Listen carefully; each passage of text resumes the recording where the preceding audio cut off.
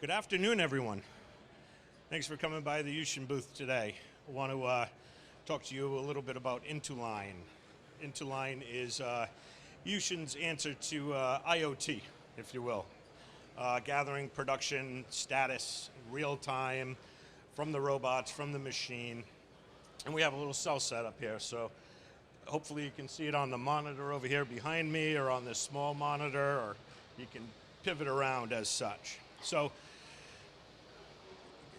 collecting process monitoring data, for either past performance, for traceability, or real time moving forward for the best efficiencies in production, in the production environment. It's always been a bit cumbersome on the plant floor. Either there's investments that need to be made in infrastructure, whether it's a wireless network, whether it's LAN cables being run. There's always security issues tying in equipment into your own networks. So what Yushin's trying to do to avoid all that is come up with a self-contained system generating its own cellular network that's completely independent from your factory network. And that's what we have here with the FRA. The FRA robot can become that cell manager in its own. You see the little black antenna up there on the control box. That's basically the hub where we're generating the cellular signal for the INTU line to work. And then the equipment that's running, you can see by using the INTU line, here's the output you get. You can get it, as you can see here, on a desktop monitor. You can get it on a mobile device. It's here on the iPad, on your cell phone. So if you're traveling, if you're in a plane, you want to see what's happening on the floor, all in real time. So what you'll see here is that the robot's running in our booth, this FRA model here, the other RCSE robot down at the other end of the booth are both feeding the data over. That's the top two you can see here. Then we have two robots at the bottom in Japan that are currently running, and another robot right over here across the hall in the JSW booth. Not only is the robot on the JSW booth in here, we also have the molding machine. Okay? So I can switch into there and pull up the data from the molding machine. So on each INTU line cell, you can have up to 5 devices per hub. Those devices can be multiple robots, FRA, YC, RC units, older Yushin robots, or current ones. Or you could have various components, auxiliary equipment, TCUs, chillers, feeders, the molding machine, as I said. And the user sets up the KPIs they want to see. So you can see the 6 for each device. And here we have a nozzle temperature, cushion position, cycle time of the machine, machine strokes, injection pressure, injection and recovery times. That's all the data we set up for the injection side. And then on the takeout robot, it's data like good production count. Is the robot still running, operating? What's the error count been? Have there been any problems, any takeout failures? And again, it's all live data. So easy to access. You can look at the day. You can look back at a week. You can look as far back as a year's time and plot that all out graphically.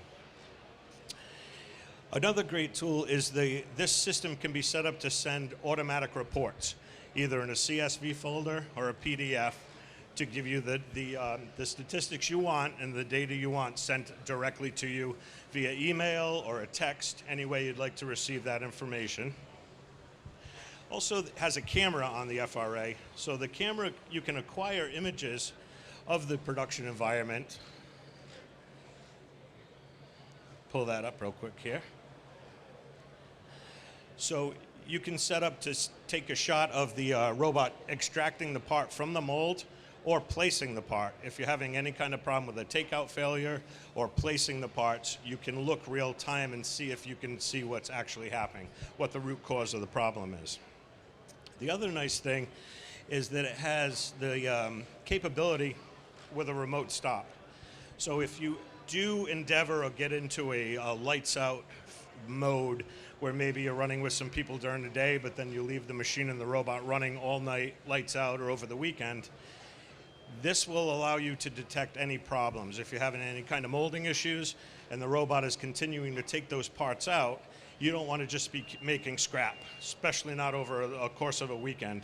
So you can get that data here, find out immediately, and remotely shut the system down until someone can get in to take care of the problem.